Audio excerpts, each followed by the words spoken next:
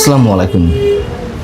মুক্তিযুদ্ধের অন্যতম সংগঠক, ৬৯ গণঅভ্যুত্থানের নায়ক তোফায়েল আহমেদ আমাদের মাঝ থেকে চিরবিদায় নিয়েছেন। এই মুহূর্তে এই কথাটি নির্দ্বিধায় উচ্চারণ করা যেতে পারে যে তার সমমানের, তার উচ্চতা সম্পন্ন, তার কাছাকাছি আর কোনো রাজনীতিবিদ এই মুহূর্তে বাংলাদেশে নেই। ইতিহাসের পরতে পরতে তার অবদান।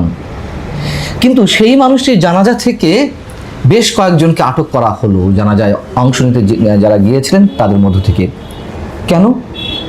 পুলিশের পক্ষ থেকে দাবি করা হয়েছে যে জয় বাংলা স্লোগান দেয়া হচ্ছিল এবং বিশৃঙ্খলা সৃষ্টির চেষ্টা করা হচ্ছিল, এই জন্য তাদেরকে আটক করা হয়েছে। আসলে কি তাই? কি বিশৃঙ্খলা সৃষ্টি করছিলেন ওই মানুষগুলো? তারা কি কারো উপরে হামলা করছিলেন, অথবা কোনো কিছু ভাঙচুরের চেষ্টা করছিলেন, অরাজক পরিস্থিতি সৃষ্টি করার চেষ্টা করছিলেন? তা তো নয়। তাহলে বাকি রইল কি? জয় বাংলা স্লোগান দেওয়া হয়েছে। হ্যাঁ, আমরা দেখেছি জয় বাংলা স্লোগান দেওয়া হয়েছে, কিন্তু জয় বাংলা স্লোগান দেওয়াটাই অপরাধ। জয় বাংলা তো নিষিদ্ধ কোনো স্লোগান নয় নিশ্চয়ই। তাহলে সেই স্লোগান দেওয়ার অপরাধে কেন এই মানুষগুলোকে আটক করা হবে? কেউ কেউ বলছেন যে জানাজাতে কেন দলীয় স্লোগান দেওয়া হবে। জয় বাংলা নিঃসন্দেহে কোনো দলীয় স্লোগান নয়। দ্বিতীয় কথা হচ্ছে, যে মানুষটির জানাজাতে এই মানুষগুলো অংশগ্রহণ করেছিলেন, সেই মানুষটিই তো সারা জীবন জয় বাংলা স্লোগান দিয়ে আসছেন।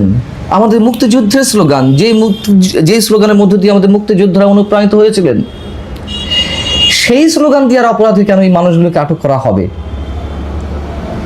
আর যারা তোফায়েল আহমেদের জানাজাতে অংশ নিয়েছিলেন, এই কথা তো সত্য, তাদের মধ্যে ৮০% আওয়ামী লীগের নেতাকর্মী। এখানে তো রাগ ঢাক করা কিছু নেই।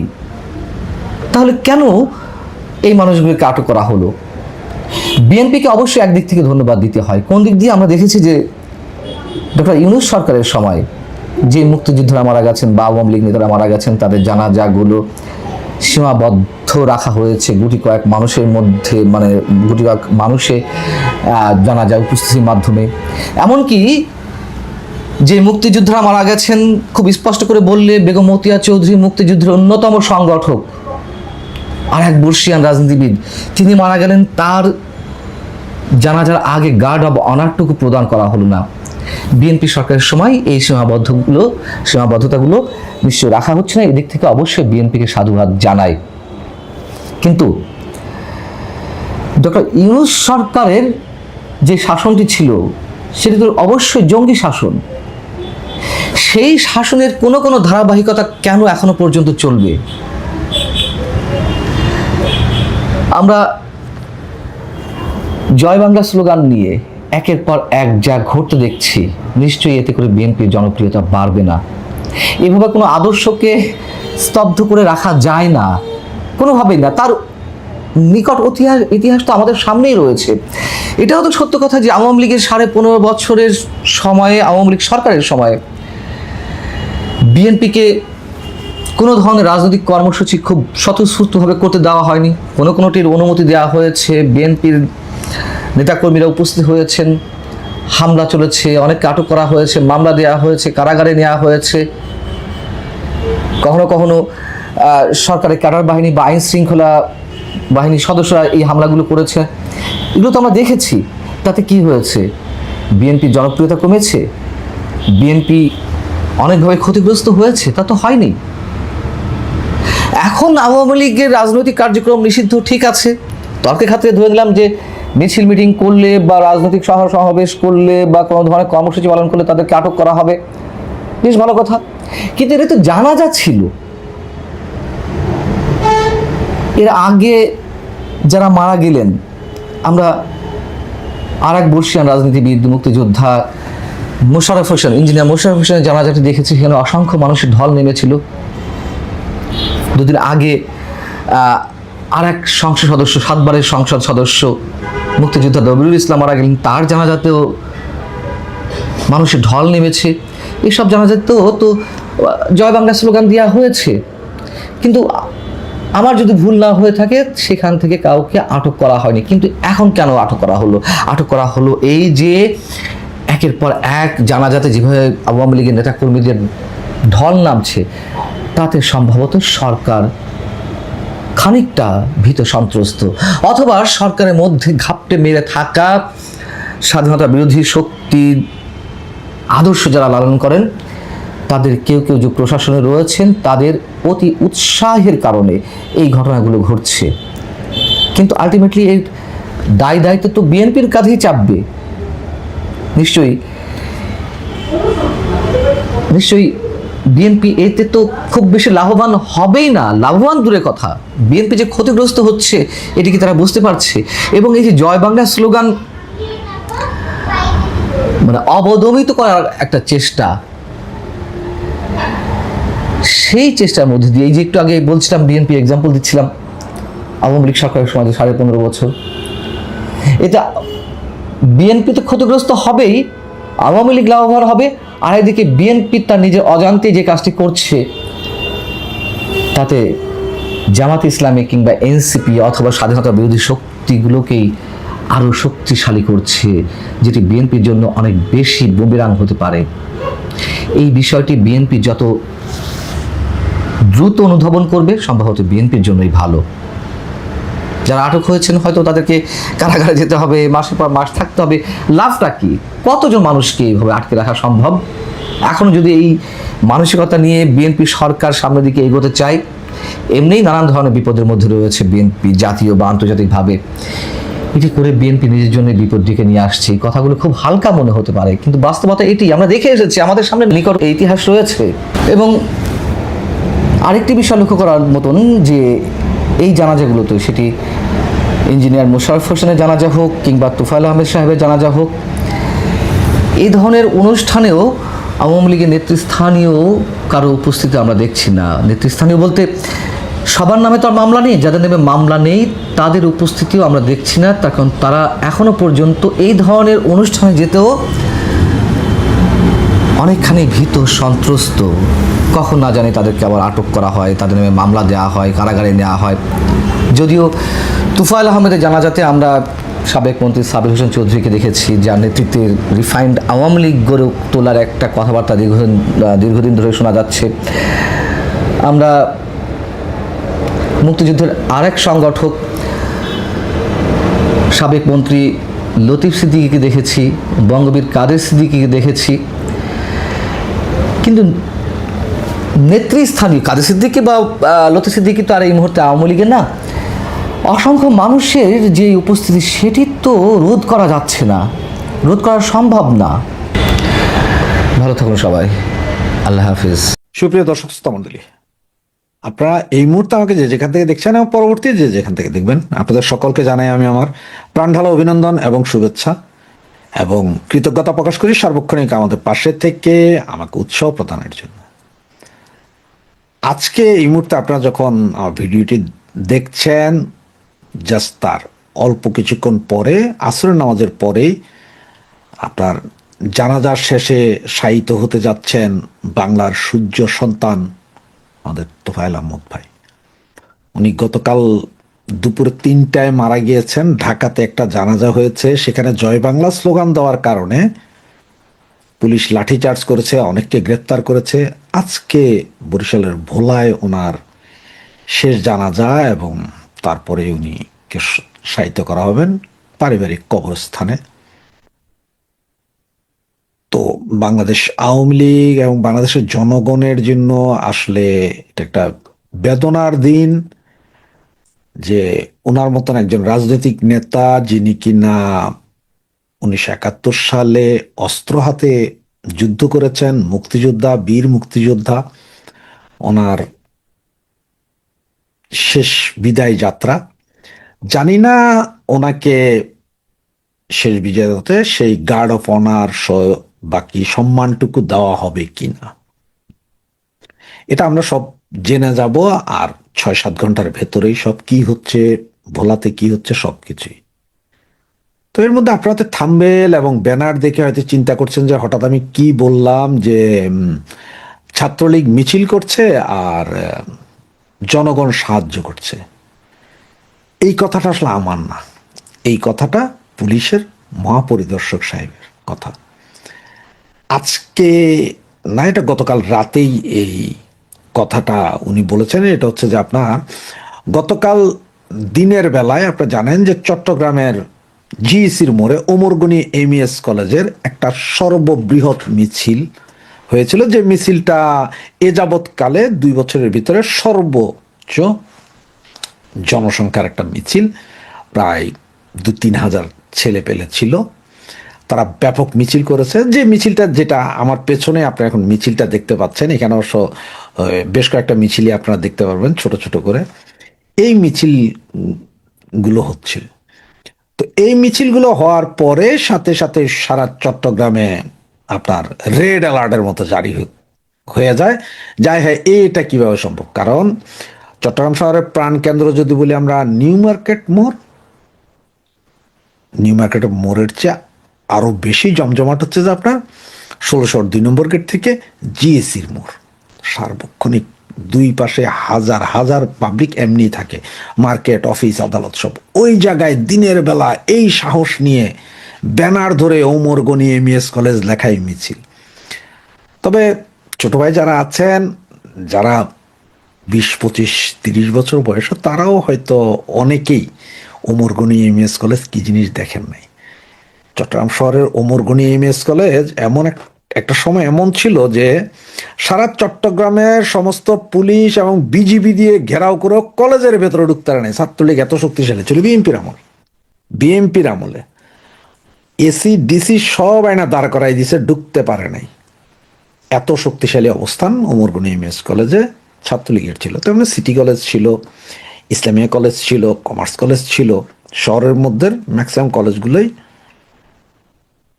ছাত্রলীগ সমর্থক, ছাত্রলীগের হাতেই ছিল। শিক্ষার সুষ্ঠু পরিবেশ ছিল, পড়ালেখা করতো, স্টুডেন্ট ওখানে ভর্তি হতে নেই, এবং সাংস্কৃতিক অনুষ্ঠান সবকিছু ওখানে চলতো। সুতরাং এটা সেই ওমরগনি এমইএস কলেজ। আমি অবাক হইনি আজকে এই হাজার খানিক ছেলেরা যখন ওমরগনি এমইএস কলেজের মিছিল করছে, আমি অবাক হইনি। তবে আমি একটু ব্যথিত হয়েছি যে এই মিছিলে তো আরো বড় হওয়ার কথা ছিল, 10-15 হাজার ছেলে পেলের মিছিল হওয়ার কথা ছিল।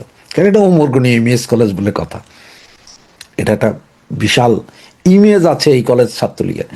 এই কলেজের আশপাশের এরিয়া সবগুলো আওয়ামী লীগ, ছাত্রলীগ সমর্থন করে এরকম পরিবারগুলো থাকে এইখানে।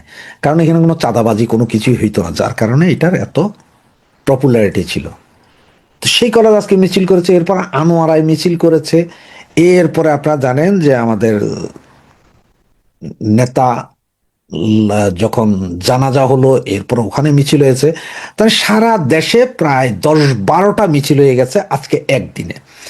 এর জন্যই সন্ধ্যার পরে নাকি 9টার দিকে জরুরি বৈঠক বসে, সেখানে ঢাকা ডিভিশন, চিটং ডিভিশন, রাজশাহী, খুলনা সব ডিভিশনের পুলিশ প্রধানরা আপনার অনলাইনে যুক্ত হয়েছিলেন এবং পুলিশের মহাপরিদর্শকও যুক্ত হয়েছে। সেখানে সমস্ত পুলিশ অফিসাররা বলছিলেন যে স্যার, এখানে আসলে কি করা যাবে?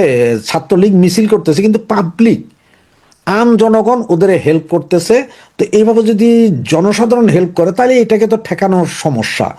তা জনগণ কিভাবে কয়? স্যার দেখেন, আপনার আমাদের কাছে বেশ কিছু ভিডিও ফুটেজ দেখেন, এই ছাত্রলীগের ছেলেরা মিছিল করার পরে হঠাৎ করে কোত্থেকে টেম্পো আসতেছে, ট্যাক্সি আসতেছে, সিএনজি আসতেছে, বাস ড্রাইভার, ট্রাক ড্রাইভার, এর আস্তে গাড়ি থামাইতেছে, 2-4 জন করে উঠাইতেছে, ভাইয়া চলে যেতেছে, স্যার এদিকে ওদিক চলে যেতেছে, আমরা ধরতে পারতেছি না। এটা পুলিশ প্রশাসন বলতেছে। তো এতদিন আমরা যেটা বলতেছিলাম যে মিছিল আমরা করি বা আমরা যাই করি, বাংলাদেশের আম জনগণ শেখ হাসিনাকে চাচ্ছে, ফেরত আনতে চাচ্ছে, শেখ হাসিনাকে চাচ্ছে। তারা বুঝে গেছে যে শেখ হাসিনাই আপনজন, এখানে অন্য আর কিছু নাই। যার কারণে এখনই যখন ছাত্রলীগ, আওয়ামী লীগ বা যুবলীগ যে কোনো জায়গায় মিছিল করে, তখন আপনাদের আপনার 20 জন, কিন্তু রাস্তার আশপাশ থেকে আরো 50 জন এসে তালি বাজানো শুরু করে, ওরাও আপনাদের মিছিলে যোগ দেয়। আবার যখন মিছিল শেষ হয়, তখনই আবার তারাই অনেক সময় ট্যাক্সি, অনেক সময় রিক্সা, বেশ কিছু লোকের সাথে আমি কথা বলছি, ওরা বলতে ভাই ভাড়া নাই, বাসে ভাড়া নেয়, বলে যে ভাড়ার দরকার নাই। যেই স্টপে দাঁড়ানোর কথা, হয়তো তাদেরকে যেখান থেকে হাত দেওয়ার পরে যেখান থেকে তুলছে, তারপরে একটু পরে যায় থামার কথা বাস, সেখানেও থামে নাই, অন্য জায়গায় নিয়ে থামাই দিছে, চলে গেছে পোলাপাই। এই অবস্থা। ট্যাক্সি ড্রাইভার, সিএনজি ড্রাইভার, রিক্সা ড্রাইভার, অটো রিক্সার ড্রাইভার, এরাও নাকি উঠাই নিয়ে উল্টাপাল্টা ঢুকে যাচ্ছে, মানে বাঁচাইতেছে লোকজনরে। উল্টাপাল্টা ঢুকে যাচ্ছে মানে বাঁচাচ্ছে। ধরেন যাইতে হবে আমার নিউ মার্কেটের দিকে, সে নিউ মার্কেটের দিকে না যাইয়া সে চলে গেছে টাইগার পাসের দিকে, এক্সাম্পল। এইভাবে বাঁচাচ্ছে। তো এটা হচ্ছে পাবলিকের ভালোবাসা। পাবলিক আস্তে আস্তে বেরিয়ে আসছে, কারণ পাবলিক চায় কি, যে একটা কোনো আওয়ামী লীগ ফিরে আসুক, আওয়ামী লীগ দাঁড়াক। আওয়ামী লীগ দাঁড়ানোর সাথে সাথেই হাজার হাজার নয়, লক্ষ লক্ষ জনতা পেছনে দাঁড়িয়ে যাবে। কারণ ওরা জানে যে এই দেশের উন্নয়ন, গরিবের উন্নয়ন, গরিবের খাদ্য বস্ত্র বাসস্থান বা অন্ন বস্ত্র বাসস্থান, এগুলোর জন্য যদি কেউ থাকে সেটা হচ্ছে আওয়ামী লীগ, সেটা হচ্ছে শেখ হাসিনা। সুতরাং এই জন্যই মানুষের ভালোবাসায় এই অবস্থা। আপনি সারা বাংলাদেশের বিভিন্ন রাস্তাঘাটের অবস্থা দেখেন, এখন গত 2 বছরের ত্রাহি ত্রাহি অবস্থা। এখন তো ফ্লাইওভারগুলো এখনো ঠিক আছে, চলতেছে, মানুষ চলছে। সুতরাং মানুষ যে উন্নয়ন আওয়ামী লীগ সরকার করে গেছে, শেখ হাসিনার সরকার করে গেছে, সেই উন্নয়ন আর কেউ আগামী 50 বছরে করতে পারবে না। সুতরাং মানুষ জানে ইনকাম, রুটি রুজি শেখ হাসিনা, এটা মানুষ বুঝে। এই জন্যই জনগণ তাদেরকে হেল্প করছে। আর সেইটা এখন যে পুলিশের বোধগম্য হচ্ছে, যার কারণে পুলিশ আজকে জরুরি বৈঠকে বলছে যে মিছিল করে ছাত্রলীগ, সহযোগিতা করে আম পাবলিক। এটা পুলিশের ভাষ্য। এই কথাটা আমি আজকে বলছি, দেখবে যে কালকে সকালবেলা বা কালকে বিকালবেলা অনেক পত্র পত্রিকায় আসবে যে পুলিশের ভিতর থেকে এই কথাটা বের হচ্ছে। সুতরাং এইটা কোনো ছোট বিষয় না। আর আমার ভাইয়েরা যত বেশি এখন মিছিল করবেন, মিছিল যত বড় হবে, সাহস যত দেখাইতে পারবো, ততই ওরা ভয় পাবে। এবং আজকে একটা মিছিলে, একটা ভিডিও আমি দেখছেন আপনার, একটা মিছিলে দেখলাম যে আমি যেটা আজ থেকে 1 বছর আগেও বলছিলাম ছেলেপেলে, যে আপনার শার্ট পরেন, শার্টের ভিতরে একটা হাফ গেঞ্জি পরেন বা গেঞ্জির উপরে শার্ট পরেন। কারণ কি, মিছিল করে যখনই মিছিলটা শেষ হয় চাট করে শার্টটা খুলে ফেলেন, আপনার গেঞ্জি আছে। কারণ কেউ যদি টার্গেট করে যে হলুদ শার্ট পরা, তাহলে সে যখন সাদা শার্ট দেখবে সে আর বুঝতে পারবে না যে এত দ্রুত কি হয়েছে। আজকে সেম কাজটা করছে। নেক্সট টাইম এই কাজটা যত দ্রুত করবেন তত ভালো। নেক্সট টাইম আরেকটা কাজ করতে হবে, প্যান্টের ভেতরে লুঙ্গি পরে রাখতে হবে, আন্ডারওয়্যার পরার দরকার নাই। লুঙ্গি লুঙ্গি চাট করে প্যান্ট খুললেই তো আপনি লুঙ্গি পরা ব্যক্তি, পলিথিন এটা রাখেন পকেটে, পলিথিনের ভিতরে প্যান্ট ঢুকিয়ে ফেলাইলেন, হাইটটা চলে গেলেন গা, কোনো সমস্যা নেই, কেউ দেখতো না, কেউ বুঝতো না। এগুলো হচ্ছে টেকনিক, কিভাবে মিছিল।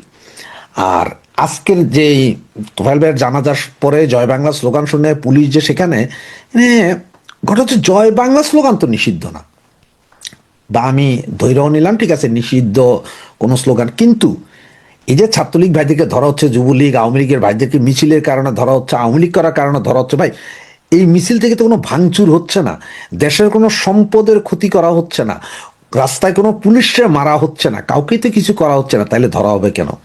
পুলিশ প্রশাসনকে বলি, আপনাদের 3,500 ভাই মারা গিয়েছিল, যেটার জন্য আমরাই এখনো কথা বলি, যেটার ব্যথায় আমরা ব্যথিত। সুতরাং আপনারা দেখেন যে আপনার ঘরে লাশ রেখে আপনি আসছেন আমাকেই ধরতে, যারা আপনার লাশের দাফন কাফন করবে, যারা আপনার লাশের জন্য প্রতিবাদ করবে, তাদেরকে আপনারা আসছেন ধরতে। সুতরাং এইভাবে ধরে কতদিন? এক সময় হয়তো এরাই বিগড়ায় যাবে, আপনাদের উপর শুরু হবে, তখন কিন্তু আর ঠেকাইতে পারবেন না। শেখ হাসিনা শুধুমাত্র বলছে আমি 6 মাসের ভেতরে আসব ইন্টারভিউতে, তাতেই যদি ছাত্রলীগ যুবলীগের এই অবস্থা হয়, যেদিন উনি ভিডিওতে এসে বলবেন যে আমি আসছি, রাস্তা দখল করো, সেই দিন কি অবস্থা হবে? কোথায় পালাবেন প্রশাসনের এ ভাইয়েরা? প্যান্ট লুঙ্গি ঠিক থাকবে? আন্ডার প্যান্ট থাকবে তো পরনে, নাকি সেটাও ফালাইবেন? মনে রাখেন।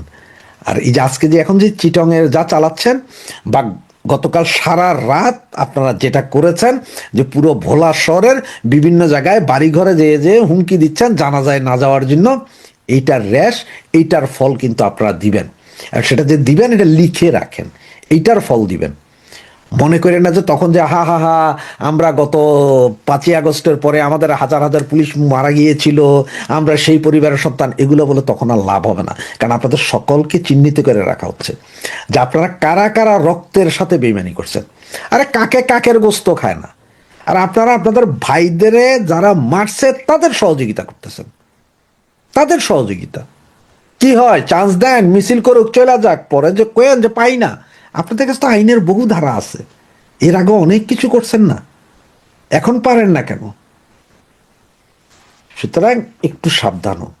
আর আমার ছাত্রলীগ যুবলীগ শ্রমিক লীগ আওয়ামী লীগের যা ভাই বোনরা আছেন, তাদেরকে স্যালুট, যে আপনারা আজকে যেমন সারা বাংলাদেশে 10-12টা মিছিল করছেন, আশা করবো আগামীতে 50, 100, 150 মিছিল হবে। তবে মিছিলের জনসংখ্যা আরো বাড়বে, মিছিলে আরো বেশি টেকনিক অ্যাপ্লাই করেন।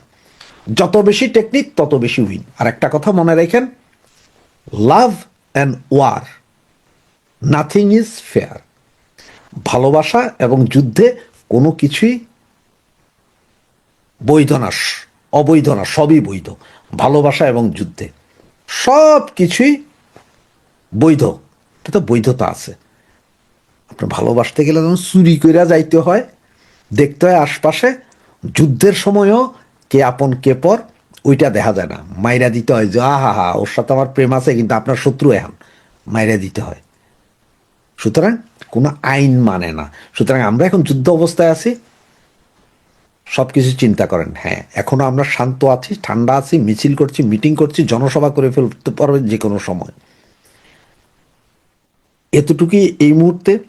কিন্তু পুলিশ প্রশাসন এবং পুলিশ বাহিনীকে বলবো, খেপাইয়েন না।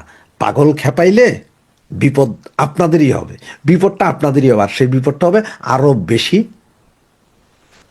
ক্ষতিকারক। জয় বাংলা, জয় বঙ্গবন্ধু।